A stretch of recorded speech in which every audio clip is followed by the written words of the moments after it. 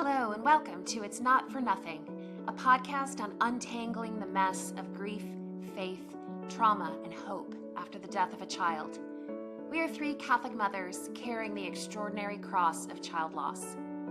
If you too are grieving a child, we want to provide a safe place for you to come just as you are, while sharing the encouragement that our God is on the move in the wasteland of your grief. You and your suffering are both precious to Him. It's not for nothing. We're so glad you're here. Hello and welcome back to episode 41 of It's Not for Nothing. We're so glad that you're here for an amazing conversation today. We're going to be talking with a special guest who I'll introduce in a moment on a revelation of an incorrupt baby Brian, and what this means for us as a church community and what the Lord might be inviting us to consider. So during Pregnancy and Infant Loss Remembrance Month, we're going to be doing 2 episodes that really honor and remember that heartbreaking loss. Today, the loss of an infant shortly after birth, and later this month, the silence of a stillbirth. But first, I'm so glad to be here again with my colleague, Anna Gawasak. We're so glad that you're here. And we're so delighted to welcome Brianne Edwards. She is not new to Redbird, but she is new to the podcast. So welcome, Anna. Welcome, Bri. Yeah, I'm so excited to be here today, especially on Brianne's episode. I remember when you first heard about the story of baby Brian, you reached out to us so soon. You were like, you guys have to hear about this. And I just know that it's going to be such a special episode to all of our listeners who have been touched by pregnancy and infant loss. So I'm so excited to hear it all again. I heard this story from you the first time, and then through another podcast, and then again through the website. And I just can't get enough of just the richness and the beauty of this story. So I'm really happy to be here. So Bri, why don't you tell us a little bit about yourself and what brings you to this podcast, and a little bit of how you got connected with a grief community.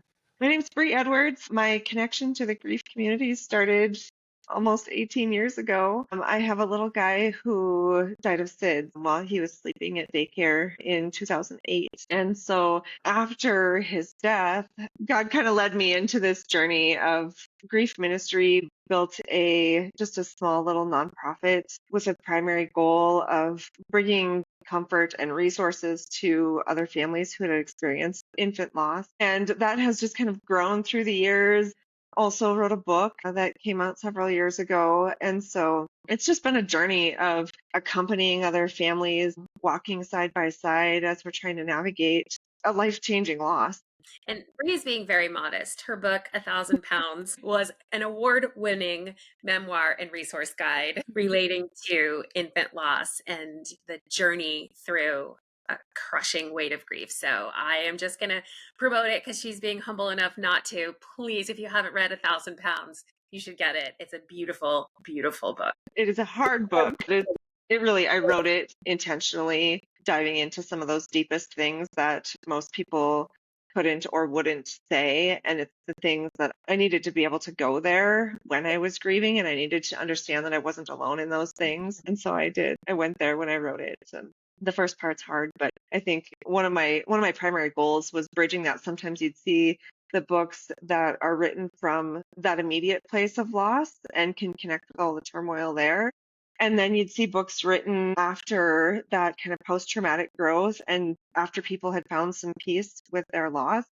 But I was always stuck in a bit how do I get from point A to point B? And so that's kind of what I tried to do with my book, is to kind of bring the reader on my journey of point A to point B. Well, you do it very, very well. Thank you. This is a tangential question, but for some reason I've always wondered, on the front of your book, there's a dragonfly. Is there a reason for tell me about the dragonfly? So a dragonfly actually became our thing for Lachlan very quickly. So after he passed away, the hospital sent us home with just a little book called Water Bugs and Dragonflies. And it's a sweet little children's story basically about death. And it talks about the little water bugs at the bottom of the pond. And every once in a while, one of them would climb up a stalk and disappear. So they have a little town meeting and decide the next one that goes up the stalk is going to come back and tell everyone where he went. And so the one that called the meeting found himself the next day climbing the stalk, and he lands above the surface, and now he's a dragonfly, and in this new and glorious form and just above the surface. And remembered the promise that he made, but realized that he couldn't, even in his new form, get back under the water to tell them, and they wouldn't recognize him in his new form. And so it was just like this touching, tangible reminder for me that Lachlan was still there and he was just above the surface. And then, as happens for so many of us, dragonflies show up in all the right times and all the right places to remind us how near he really is. And then, kind of the paradox between the title of 1,000 pounds with this dragonfly on the front, I think adds some like layers of interest and kind of intrigue. What do you mean by 1,000 pounds with a dragonfly on the front? Yeah. Well, and I love how it's kind of shaped, at least to me, it kind of looks like an anchor too. Mm-hmm. So it's like the Yeah. heaviness of an anchor. Dang, that just beneath the surface. That never gets old. That's so powerful. I'm glad that you shared that. Well, today we want to talk, in addition to your beautiful story, about a baby that you met this year that I think is changing the trajectory of what you thought you'd be spending your time on. I think you're right. Please tell us about baby Brian, Yeah. how you met him, and what is unfolding through his story. So it was because of my work with our nonprofit and this book. I was invited to give a talk at a Sisterhood of Mary luncheon at the parish that I grew up in, not far from where I live now. And so I got to join this beautiful group of women for this luncheon and share with them kind of my story and how the service of the women around us really not only helped me in that time of grief, but also taught me how to serve other people. And so it was a really beautiful little event. But of course, sharing this, big vulnerable story, a lot of people want to touch base with you and tell you how they were touched and the hard things that they're going through. So there was a little line of people to visit with afterwards. One of the women that approached me said, I just felt inspired to come tell you my story too. It seems to be a story that's a story of hope for a lot of people. And she told me about her baby who was born in 1982 and lived briefly. It was a traumatic delivery, so he died shortly after birth. And then fast forward, so his parents were military at the time. So knowing they were in Fort Knox, so knowing that Fort Knox wasn't going to be home long term, they decided to have him buried in Highmore, South Dakota, which is where his dad's family is from, so that he would be buried next to some extended family. And then, this is what fast forward to 2019, his parents then were now retired. They decided that at some point they would like to be buried in the Black Hills National Cemetery out here in the Black Hills of South Dakota, and decided that they'd like to have their little Brian reinterred and moved out to this Black Hills National Cemetery so that one day they could be laid to rest beside him. So they contacted the funeral home, made arrangements there. They said, yes, we can do that. But as an infant-sized casket in an adult-sized grave, it's not recorded exactly where in that gravesite the casket will be. And so there's a possibility that it could be damaged in the process. And if it is, we'd have to replace the casket. Mom and Dad said, yep, that's okay if we have to do that. And sure enough, that's how it played out. So the casket was damaged, which meant they had to open it in order to move baby's remains to a new casket for reburial. And when the funeral director opened this casket, she found this baby perfectly intact. Like, it still gives me goosebumps. Like, I can say it, but I would encourage you to go look at the website we ended up putting together for him. It's just babybrian.org, because the pictures are just astounding. You see all of his like wispy intact hair. You see the little wrinkles of his eyelids. His color is pink. It's just astounding. And so that she was telling me her story, I asked if, she said she had pictures so intact, so much so that she even got to hold him again before they had him reinterred. And just like immediately seeing these pictures and hearing this story, like it struck me as so profound. Like, yes, it's beautiful for her, but having walked with enough families to know that like this would mean something to so many bereaved parents, it was just like a tangible sign of this grace and this like that we already know that our babies are in heaven. And it just seemed like God's proof that yes, I've got them here. And Brian became like in an instant like this little flag bearer to this giant Mm. army of baby saints behind him, like And to just pause for a second, like if you didn't do the math, that's 1982 to 2019. 19. So it's So 37 years. 37 years. I remember in talking to you before, you spoke with someone that kind of gave you some expectation of like what would be reasonable. And I know these are like, this is hard ground we're walking on, but like what would one expect to find in a casket after 37 years? Yeah. I'm a physician assistant too, so like more science minded. And while I was seeing this thing that struck me as profound, I also was like, yeah, but it's not that reasonable that a miracle just like fell into my lap. Like there's probably a natural explanation for why that might happen. And so I went home studying all kinds of forensics to try to understand. But really, 37 years later, even with an embalmed baby, he was embalmed, which is the standard now, over the last 150 years, which means we have a pretty good understanding of what you can expect with preservation, even when there's an embalming. But I mean, the funeral directors that I talked to said it would be more reasonable to find nothing for remains. And especially in an infant, their percent body water is so much higher. Their bones aren't even completely ossified. So really, like you would expect decomposition for a baby's body to happen faster than in an adult. And there's nothing. I did get to then, as we started exploring and I started asking more questions, baby Brian's parents were just so generous in responding to my questions. And as I was kind of opening the door to like, should we be asking more questions about this? And should we be like, could this be something that we should be asking about a canonization for? And so Mhm. as I started asking those questions, they were just very generous in helping gather all of the information. And so I got to talk to the funeral director that took care of baby Brian in that reinterment. And actually, like they had him there for 3 weeks from the time of disinterment. That was actually a fairly new development that we got, but it was even like learning about incorruptibles. Bernadette, when she was exposed to the air, within a few hours, started seeing some blackening of her skin and some changes. And Brian had none of that over 3 weeks.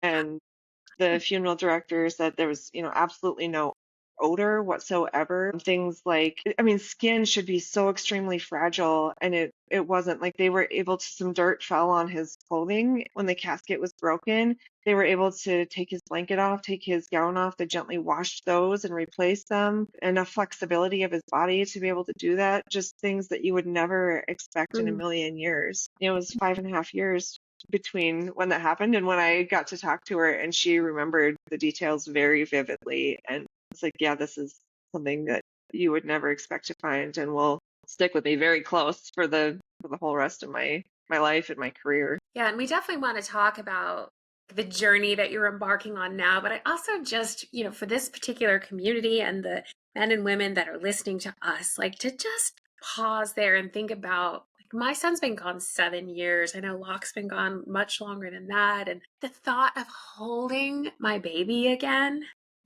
is just so incredibly moving. That's one of the most profound things. Like to see, there's photos on the website too of Mary Pat holding Brian again. And just this idea that in the resurrection of the body, like that is meant for all of us. Like God has planned for all of us to get to hold our babies again. Yeah. And like what that points to, like he's giving us this like tangible sign that we can see here, but a real profound hope that's meant for each one of us. So beautiful. All right, keep going. Tell us what happens next. So from there, I really just started asking a lot of questions. Was he baptized? And Mary Pat initially said, yeah, he was baptized.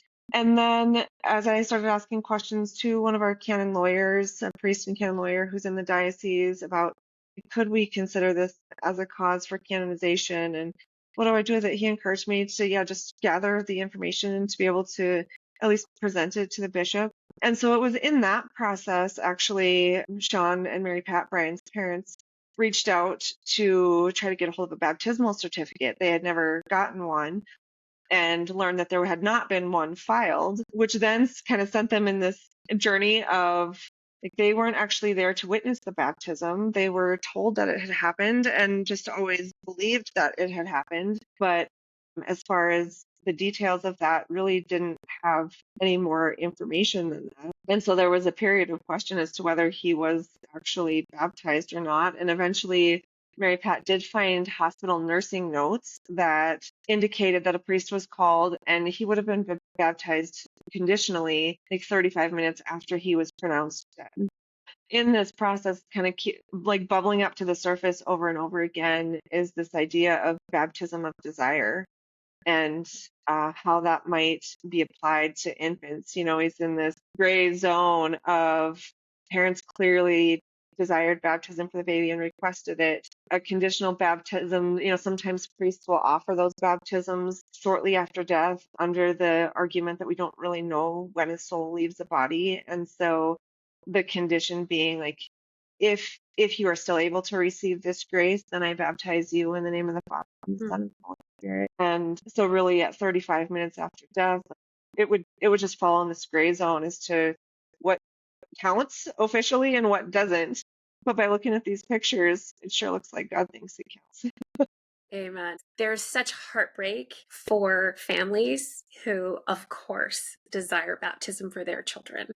And if that baby dies without baptism, whether it's at 5 weeks in the womb or 35 minutes after death or at some later point, right? Or unexpectedly, my husband has a cousin who also died of SIDS. He was 17 days old. His baptism was scheduled to happen the next day.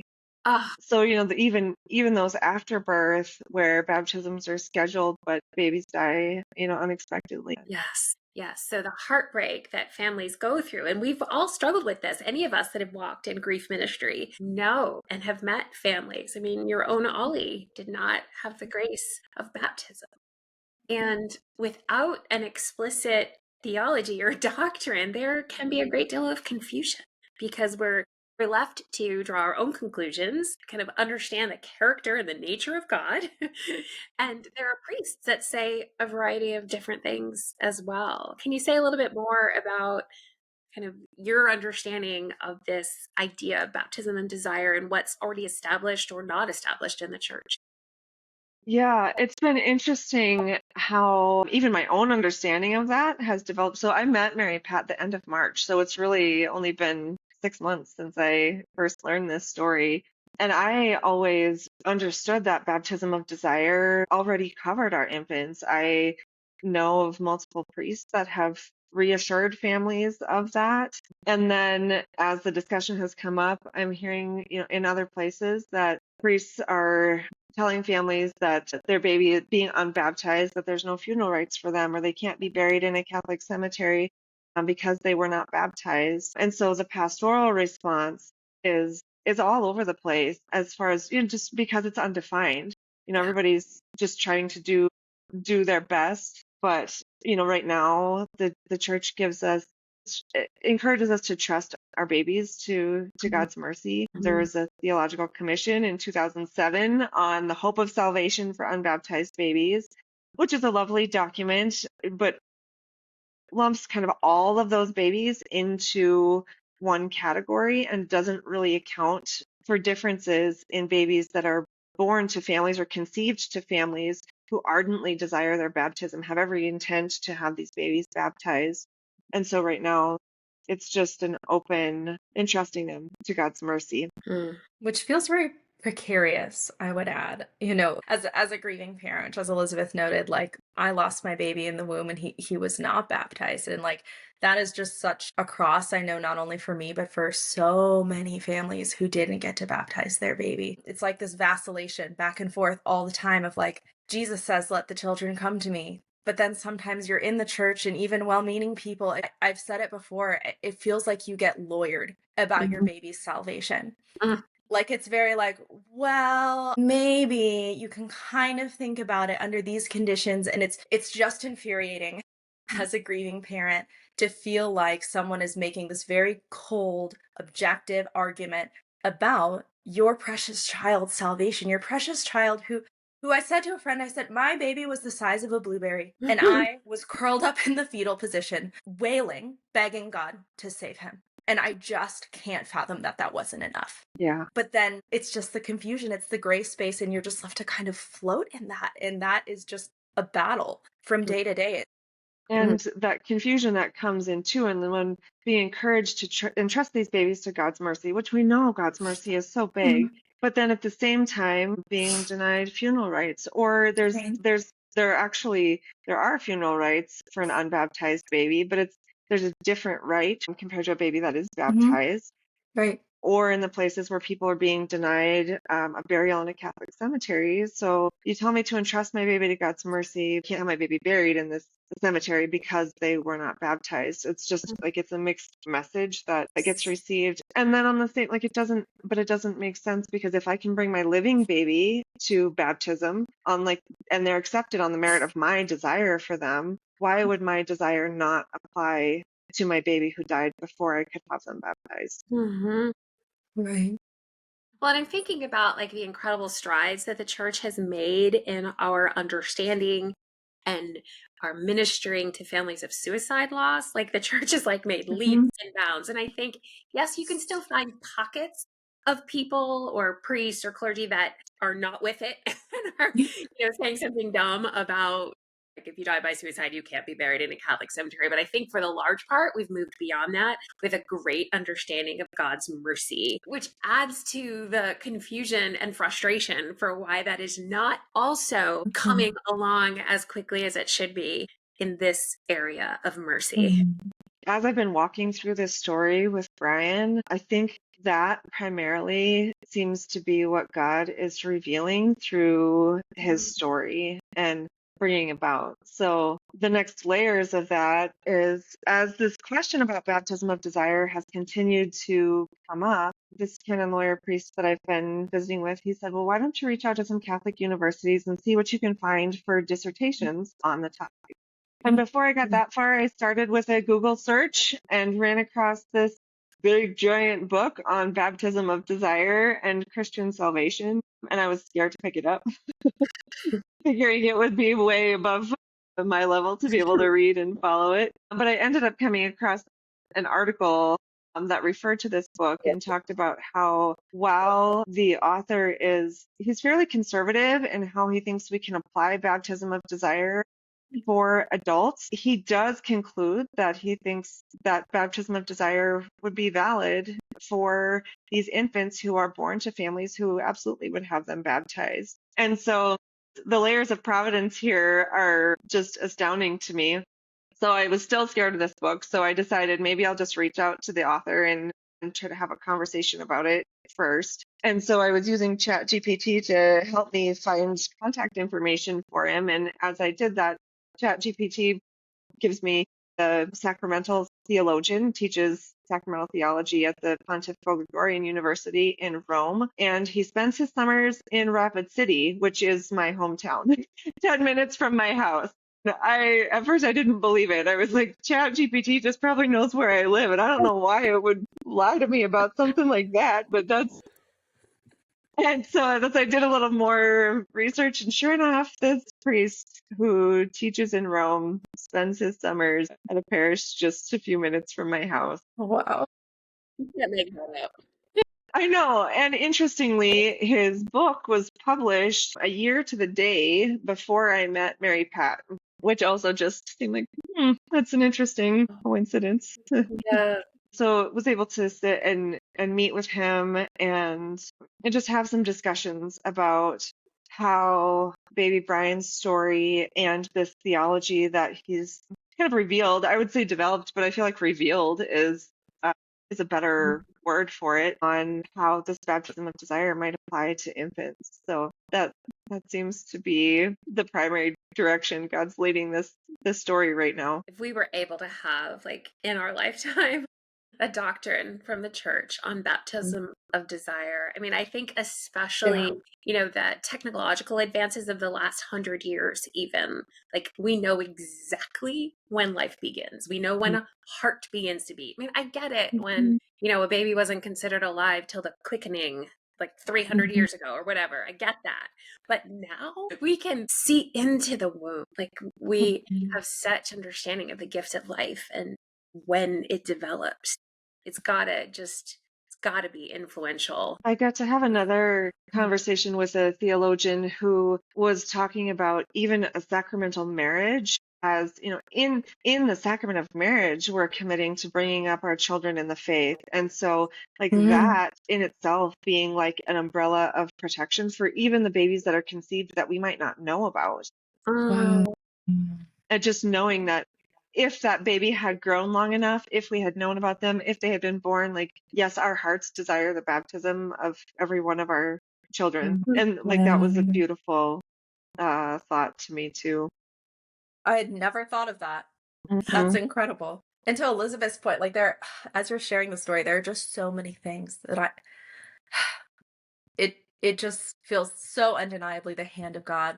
I thought even the fact that, right, in recent medical advances, right, we have the term like brain dead. Like we have more, you talked about knowing when life begins, but we also have more clarity about when this life on earth ends, and how even that plays into baby Brian's story of like his story couldn't have this whole added layer of meaning if there wasn't this element of like knowing that he was baptized so late after the hospital would have declared him dead. Like there are just, and you just think to yourself like, well, what if his father hadn't been in the military and he never had to be exhumed? What if when he was exhumed the casket was never broken open? And on and on and on and on and on of just like all of the way. And what if this book wasn't published in a year? Just all of the ways that the way was just like prepared. And all of this is being like, I think you're so right, Brianne, like the word revelation of like it's just being laid out one by one, just the miracle of the story.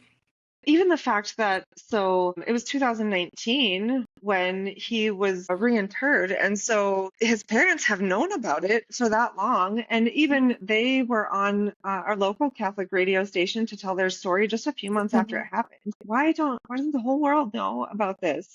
And Sean and Mary Pat have sat with it. It's been a treasure for them, pondering it in their hearts, always feeling like it was meant for more than just them, but never feeling inspired to be the ones to promote or tell it widely. They would tell it, just as it came up in conversation, or if there was a reason to share their little story of hope, but never felt inspired to be the ones to share it widely, but open to that, feeling like it was meant for more than just them. And interestingly, their daughter-in-law, who was a Focus missionary, just 2 weeks before I met Mary Pat, their daughter-in-law Trish had called Mary Pat to just suggest, like, have you been praying any more about what you should be doing with Brian's story?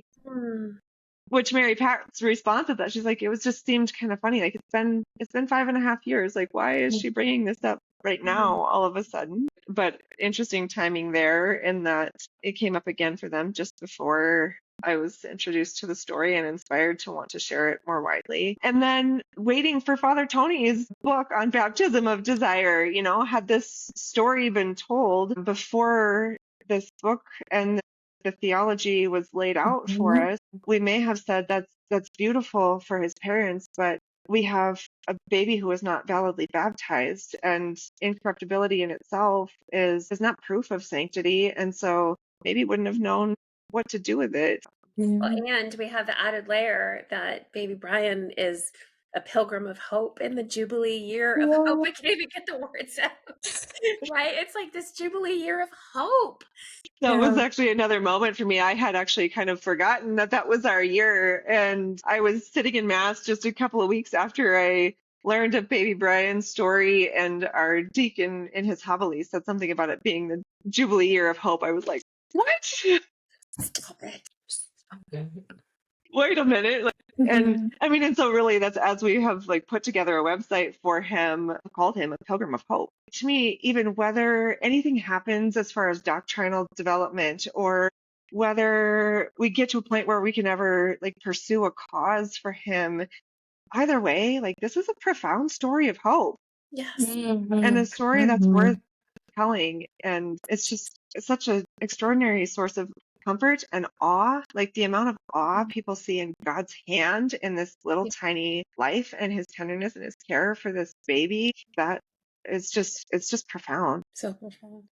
Bri, what can people do to help with the cause? Yeah, so then this next layer of this baptism of desire, we've put together a petition asking the church really to formally recognize a baptism of desire for infants. And so that can be found on the Baby Brian website. It's on the media page and the Y page both. And right now it's even in a pop-up box, so it's hard to miss. But the idea of this petition is to really establish the sensus fidelium, which is the sense of the faithful, which doing this grief ministry, like I already know, like I know down to my core how bereaved mothers especially trust in this baptism of desire. They trust that their babies are not just like in a good place, but they are with Jesus. Like they are in the beatific vision. I hear story after story of moms asking for the intercession of their babies and having extraordinary graces through those intercessions. And so like that belief is there. Like the church isn't going to develop a doctrine just because we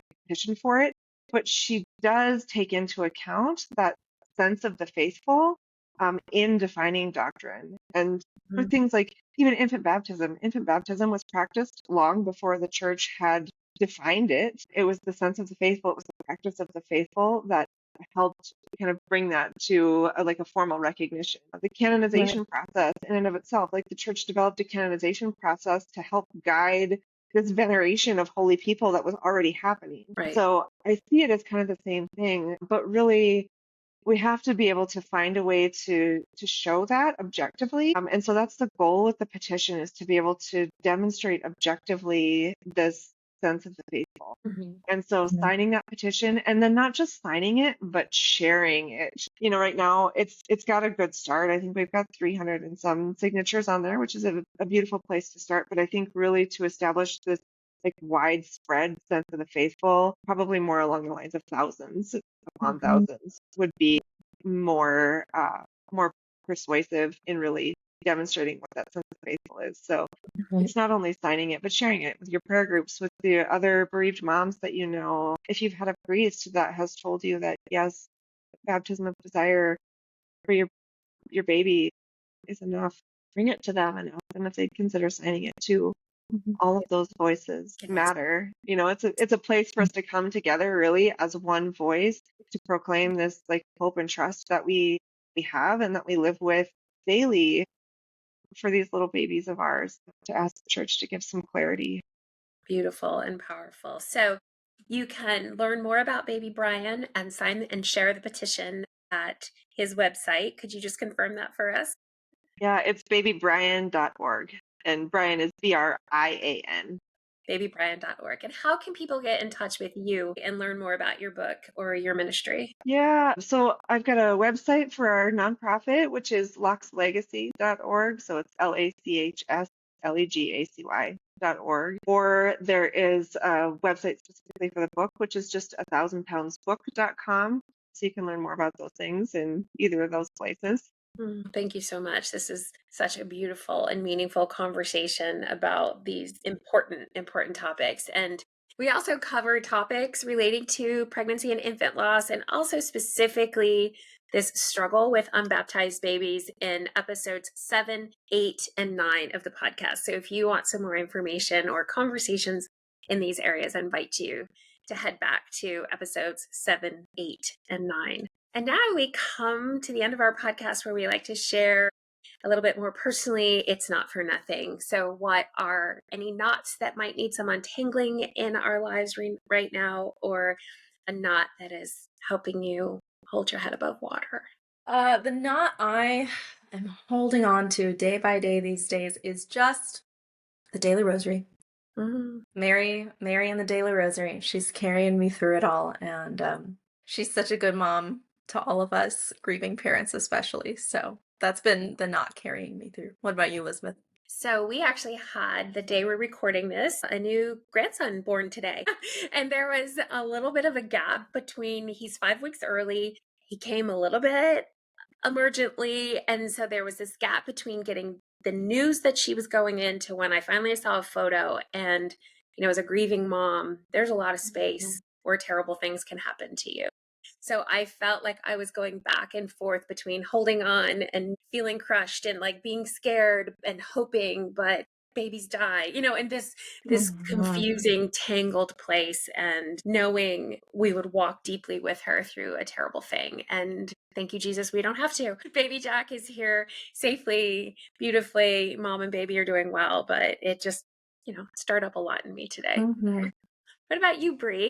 For me right now, like this whole story with Brian is new and it's pretty vulnerable. And to think about just like little old me being in a place of like asking the church, like Mother Church that covers the whole world and millennia, to define doctrine, like I feel way out of my league, even in like being part of this story.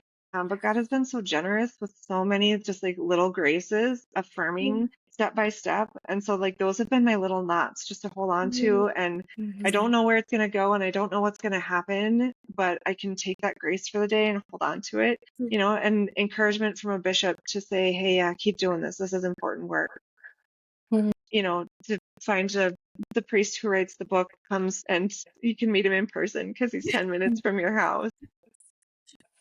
Just even to sit in the company like of other bereaved moms who get it at like so many layers and what it means to the bereaved mother's heart, like even that is such a treasure and an encouragement that, yeah, this means something and I don't know where it'll go, but I'll take the next step. And so those have been just like my little knots along the way. Beautiful. Bree, would you close us in prayer? I know you have some beautiful passages on Baby Brian's website. Yeah, we invite really just, especially the prayers of everyone in this story, and that just God's will, whatever He is wanting to reveal in and through this story, that the obstacles are removed and that His will can shine through this story. So on the footer of the website, we have, it is our great hope that in hearing the story of baby Brian, many people, and in particular those who grieve the loss of a child at any stage, might come to find grace and consolation and hope in the mercy of God and in the blessed reunion with the children they have lost. We invite you to pray with us that if it be the Lord's will, that baby Brian's story might continue to be shared and that it might inspire hope to all who hear. Arise, O God, and defend your cause, and forget not the cries of those who seek you. And then from St. Zelly Martin, we will see them again in heaven. Amen. And Our Lady, Untied of Knots, pray for us. Beautiful. I did not expect to be so emotional today. It was a good Big day. Yeah, that's right. It's a big day and a big, important conversation. Brianne Edwards, thank you so much for your generosity of time, not just being with us today, but you're talking about feeling perhaps as an unworthy servant. I mean, from where I'm sitting, you're a beautiful combination of experience, a woman who has been there, intellect, and humility. So I think God has chosen well. I'm grateful. Thank you, Anna, for being here, and thank you to our listeners. We pray this conversation blesses you. Bye-bye. Thank you so much for joining us today.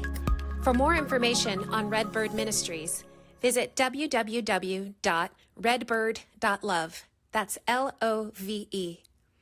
Or join our free virtual community on the Redbird app. Hope to see you there.